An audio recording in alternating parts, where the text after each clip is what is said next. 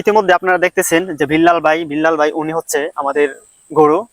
তো দেখা গেল কি ওনার কিন্তু আমি অনেক বড় ফ্রেন্ড। তো দেখা গেল কি ওনাকে আমি দেখতেছি কয়েকদিন যাবত যে কিশোরগঞ্জের কন্টেন্ট ক্রিয়েটরকে নিয়ে সমালোচনা করতেছে। তো দেখা গেল কি আমি বলি কি ভাই কাউকে নিয়ে সমালোচনা করার প্রয়োজন নাই। তো আপনি আপনার জায়গা থেকে কাজ করে যান। আর দেখা গেল কে কি করছে এটা নিয়ে আপনি আপনি তো কিশোরগঞ্জ আসছিলেন, কি করে গিয়েছিলেন বা কি করতেছেন, তো টোটালি তো আমরা জানি। ঠিক আছে। প্লাস আপনি জানেন আমি আপনার কিরকম ভক্ত, কিবরিয়ার সাথে আমার ঝগড়া পর্যন্ত করেছি, আমাদের কিশোরগঞ্জে এসেছিল, আপনিও এসেছিলেন। তো এই ভিডিওটা ভাইরাল, সোশ্যাল মিডিয়ায় এখন ভাইরাল আছে। তো আপনার দেখা গেল কি তার সাথে আপনার জন্য আমি ঝগড়া পর্যন্ত করেছি, যে সে মাপ চেয়েছিল একটা ভিডিওতে, বিল্লাল ভাই। তো কিছু কিছু কাজ করেন, আসলে বেশি জ্ঞানী হলে একটু সমস্যাই হয়। তো ভাই আমি বলি কি আপনার বহুত জ্ঞান আছে, তো আপনি জ্ঞানটা একটু কম কাটান।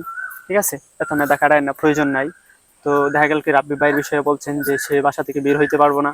হ্যাঁ। তো আপনার আপনার ফ্রেন্ড আমি, তো আপনার কথাই তো আর আমি একটা কিছু করবো না। তো শেয়ালের কাছে মুরগি জমা কখনো দিব না।